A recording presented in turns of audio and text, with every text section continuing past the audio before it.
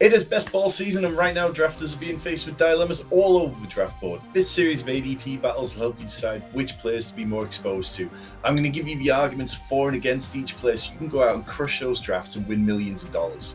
In this video, we're looking at a round one dilemma: Bijan Robinson or Austin Ekeler. Robinson's a consensus RB2 on both underdog and DraftKings platforms with an ADP of between 7.0 and 7.6, while Austin Ekeler goes at 11.9 on underdog and 9.1 on DraftKings. He gets a little bit more of a boost over on DraftKings because of the full PPR and all the catches he makes. So which one of these two should we be getting more of? Let's get into it. Round one. Austin Ekeler was the RB1 in both half PPR and full PPR in 2022. That was a year after being RB2 on underdog and RB3 on DraftKings. So surely he's a lock for another top performance. Well, the Chargers and Ekelers haven't been able to agree to terms on a new contract, which is hanging over his head slightly and possibly suppressing his ADP slightly. Austin Ekeler's 28 years old. He's on a contract that pays him around $6 million per year, which is a huge way off the likes of CMC, who earns $16 million a year, Alvin Kamara, who earns $15 million a year, and even Miles Sanders is paid more than Austin Ekeler will be this year.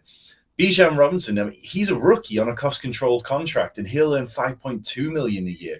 So it's kind of easy to see why Austin Ekeler's unhappy when he's produced at the very top over the last 2 years. But running back production, it can go off a cliff at around age 28, so it's easy to see why the Chargers don't want to pay Austin Ekeler more. In 2022, Austin Ekeler thrived. He set a career-best 6.5 targets per game, a dramatic increase from 2019 to 2021 when he averaged 5 per game. This was in part because Justin Herbert struggled through a rib injury that affected his throwing. He couldn't throw downfield as much. And also Mike Williams and Keenan Allen both missed plenty of time.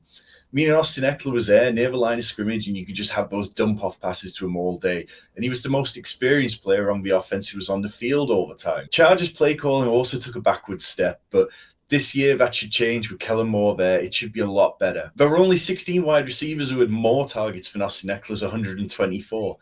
But 28 other running backs averaged more rush attempts per game than Austin Ekeler's 12.1.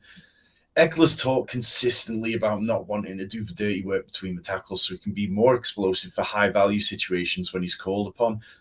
Every year, it seems Austin Ekeler's saying, one of the other Chargers running backs needs to step up behind me and take some of the work. Ekeler's scored 18 touchdowns in back-to-back seasons, and as much as the Chargers have no other option because nobody's standing up at running back behind Ekeler, if the touchdowns and targets regress, will his fantasy production go off a cliff? While you're here, do me a big favor. Please like and subscribe. Leave me a comment telling me which of these players you prefer, who you've been drafting a lot of. It helps us as a channel a huge amount, and we have loads of great best ball and dynasty content coming your way in the next few weeks. Round two. Bijan Robinson is in many people's eyes the most talented rookie running back to enter the league since Saquon Barkley. If you're unfamiliar with him, you can check out our rookie profile video, which is linked in the comments and description.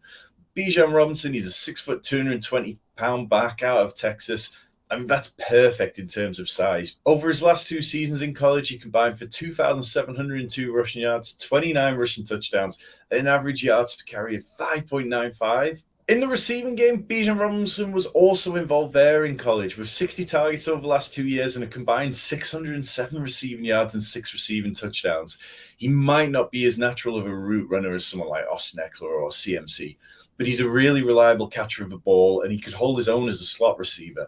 In the words of Rich, possessing the ideal size for a running back, you can see why people have been excited after watching 30 seconds of Bijan's film. He's got incredible vision, contact balance, he gets open, gets more than what's blocked, and in the open field, he's a menace combining pure athleticism and speed with superb agility to make defenders miss. Pre-draft, the only questions for Robinson were still, would the landing spot be any good? And when the Falcons decided to draft Bijan with a top 10 pick, those disappeared.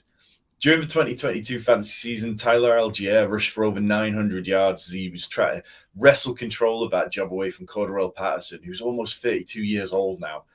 Make no mistake, though, this is Bijan's backfield. Algier was a round 5 pick, and he played well.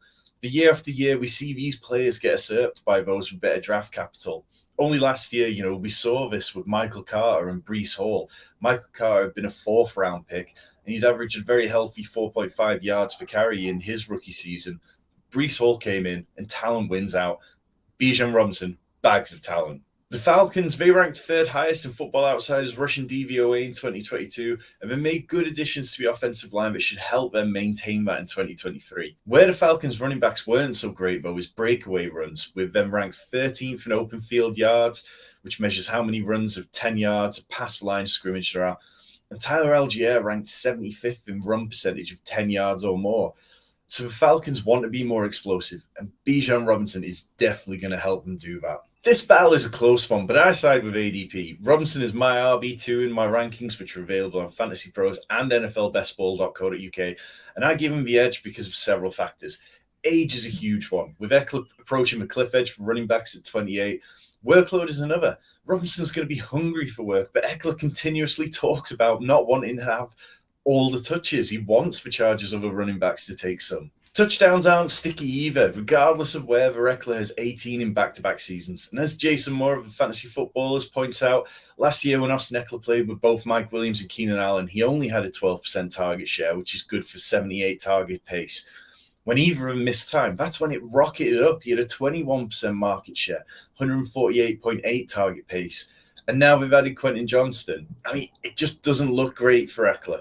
I'm approaching Bijan Robinson with a pretty aggressive mindset. I'd be happy with up to 15% of him across a portfolio draft, which is about the most I ever want of a round one prospect in best ball. Ekeler, I'm keeping right about in line with market share of 8%. These numbers are based on triple digits of draft, so if you're not doing that many, you might need to think about things differently.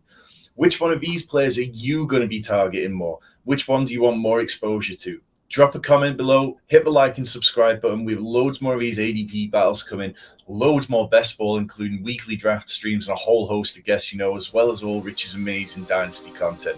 We'll be back soon.